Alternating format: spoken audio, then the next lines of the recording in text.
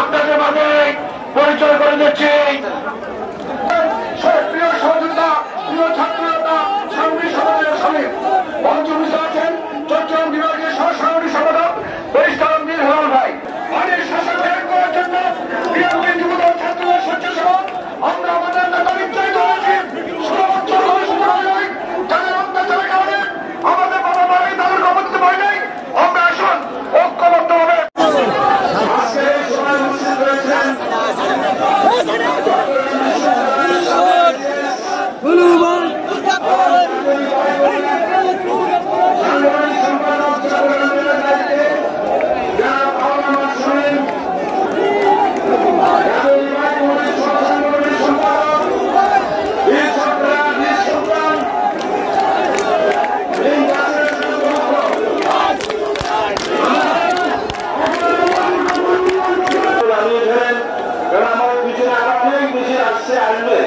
আমি আসার সময় দেখে এসেছি অনেক মিছিল আসছে, সুতরাং আপনারা ধৈর্য সহকারে নামিয়ে দেবেন। বীর সন্তান নিজ দেশের সুযোগ্য সন্তান যারা ব্যারিস্টার মীর হেলাল সাহেব আছেন, এই ভ্যানগঞ্জের তিনি সন্তান এবং এই ভ্যানগঞ্জ উপজেলার সাবেক চেয়ারম্যান, চৌনি পৌরসভার সাবেক মেয়র, জাতীয় নির্বাহী কমিটির সদস্য এবং নোয়াখালী বাহিনীর সাবেক সভাপতি জনাব আব্দুল রহিম সাহেব উপস্থিত আছেন।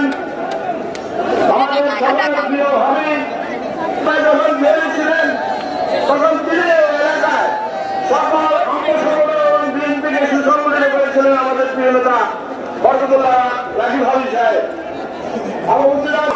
ঠিক আছে, আপনাদের ত্যাগকে আমরা অস্বীকার করি না, কিন্তু আমাদের এই ত্যাগ দীর্ঘদিনের এই ত্যাগকে অস্বীকার করার কোন জোর নাই। সুতরাং আমাদের এই দাবি এখন এই গণমানুষের দাবি অনতিবিলম্বে নির্বাচন কমিশনকে সংস্কার করে একটা সুস্থ নির্বাচনের মধ্য দিয়ে বাসায় স্টেজের নিচের স্টেজে এসে আসন নেওয়ার জন্য অনুরোধ জানান।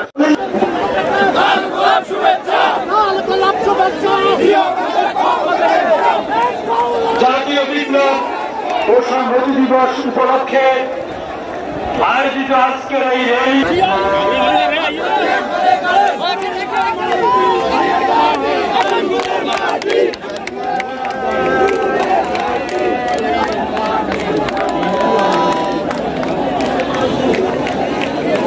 অনুষ্ঠানে উপস্থিত আছেন চট্টগ্রাম বিভাগীয় বিএনপির সাংগঠনিক সম্পাদক সন্তান জনাব মাহমুদুর রহমান শামীম সাহেব।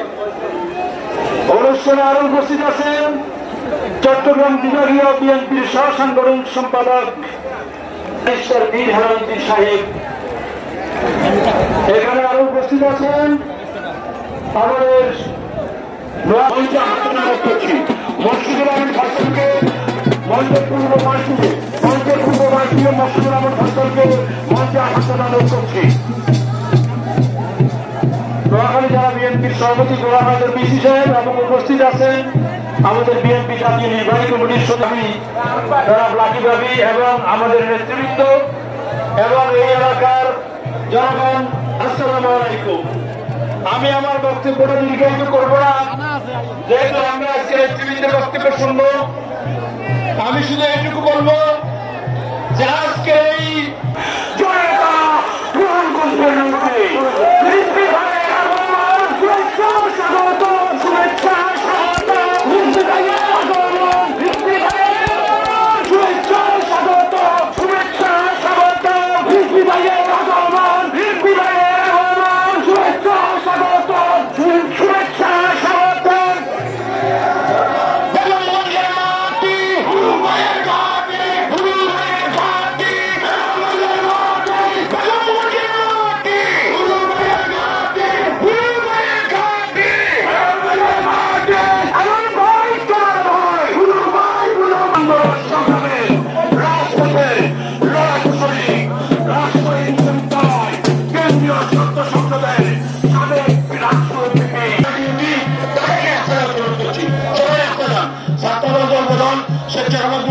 যারা আমাদের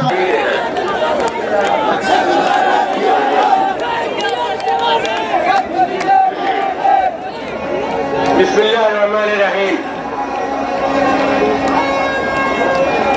আজকের এই মহাসমাবেশের চট্টগ্রামের মানুষের কাছে সংগ্রামের এক ইতিহাস, সংগ্রামী ঐতিহ্যবাহী পরিবারের মাননীয় সহসাংগঠনিক সম্পাদক জনাব ব্যারিস্টার মীর হেলাল আছেন, অন্যান্য নেতৃবৃন্দ, বিশেষ করে আমাদের নোয়াখালী জেলা বিএনপির সংগ্রামী সাধারণ সম্পাদক, সংগ্রামী ইলেকট্রনিক মিডিয়ার সাংবাদিক বন্ধুরা, প্রিয় অতিথিবৃন্দ, সমাগত বেগমগঞ্জের সব এলাকা থেকে মিছিল সহকারে আসা আমার প্রিয় ভাই ও বন্ধুরা, আসসালামু আলাইকুম ওয়া রাহমাতুল্লাহি ওয়া বারাকাতুহু। বক্তৃতা করবেন ওনারা, আমরা শুনবো। শুধু এটুকু বলবো, আজকের এই ঐতিহাসিক সমাবেশে যারা তোমরা আয়োজন করেছো, তোমাদেরকে ধন্যবাদ জানাই, অভিনন্দন জানাই। আমার বক্তব্য এখানে শেষ। আসসালামু আলাইকুম ওয়া রাহমাতুল্লাহ। মঞ্চের সামনে ব্যানার এবং ফেস্টুন পতাকা আপনারা নামান। নক্তনপুর এবং খৈয়ালি থেকে বিশাল দুটি মিছিল, একটি বিশাল মিছিল আছে। আপনারা মিছিলের সেখানে দাঁড়িয়ে যান, আর সামনে আসবেন না। ফরিদপুর কি করে নেতা সদর উপজেলা বিএনপির সাবেক সভাপতি জনতা জনাব মাহমুদ আলমের আলোকে, জনতা জনাব মাহমুদ আলমের আলোকে উপস্থিত পরিচয় করে এনেছে।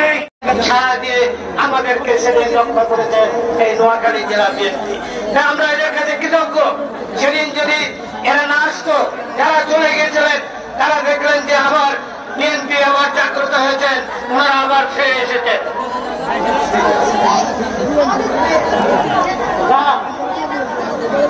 প্রতি নির্বাচনে সে অবৈধভাবে রাষ্ট্রীয় ক্ষমতায় এসেছে।